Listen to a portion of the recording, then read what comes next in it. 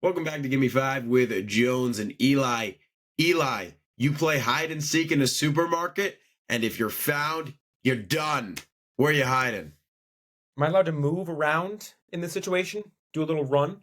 Because if I have to be stationary, I think think if you're found, like if they see you, you're dead. That's the deal. yeah, I think I gotta go behind the chips. I think is the best place to go here. It's got to be there's two options. I can either go behind the chips, meaning in one of the racks, just lay down in one of the racks. Why the chips? Is it the Well, baggage perimeters? Let me explain. I'm glad you asked. I'm always thinking.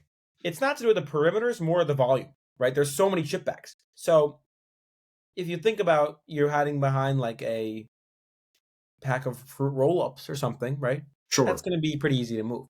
But the chip bags, there's a lot of chip bags. And I'm talking big. We're talking about the jumbo chip bags, not just the family size. Oh, the family. I'll show you. One of these guys right here. Right? Oh, that. Big. Oh, we're talking village size. Yeah. But these have a lot of different bags in them, right? Little product placement. Walker's Crisps right there. If you couldn't see it. Is that brand? That brand is called Whackers? Walker's. Like oh. Okay. Walker. Yeah. Walker. Go ahead. But Whackers would be a good name. We should start that. I think the Wanker brand. That'd be sick. That's probably not as marketable, but it's an interesting one. I would think about that a little bit more and maybe come back to the drawing board later. Okay. Point is, sounds good. Hide behind this. Think about if I'm hiding behind this, Jones.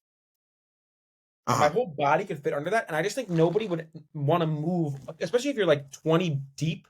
They're not going to want to move all of them to try to get back there to you. The other one that I would think about would be like in the meat display case. You could just pretend to be a dead person, but that would be kind of weird. There'd be a dead body in there, so that might not work, actually. I don't know. What do you think? Yeah, I think the best thing is I'm going to hide in plain sight. I'm going to throw on a sushi hat. I'm going to get out my I'm going to throw on my gloves. I'm going to get out my knives, and I'm going to start whipping up sushi behind the sushi bar just as if I was a normal person, because this is a normal day at a grocery store. It's not a shut-down grocery store. Oh, that changes everything. I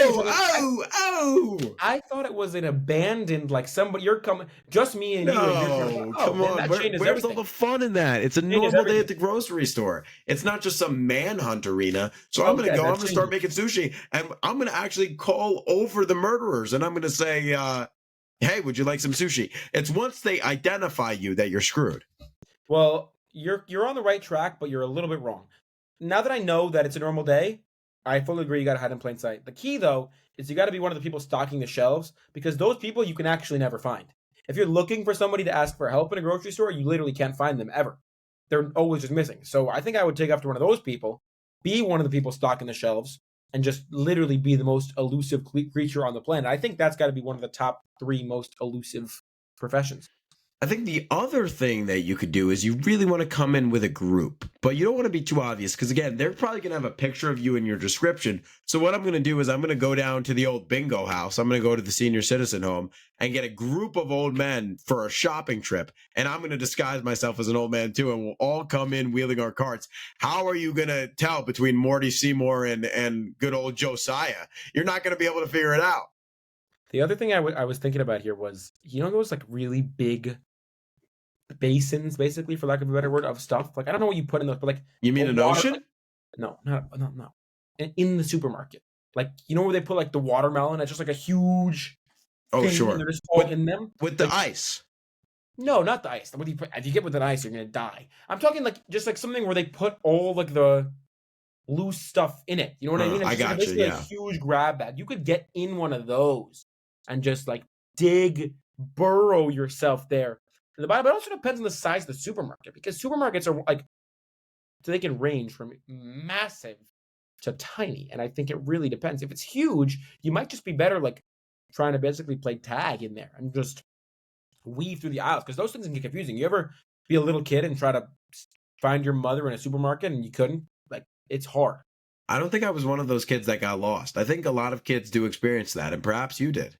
Well, it sounds like you have some tried to intentionally, but I definitely do you have some trauma with that?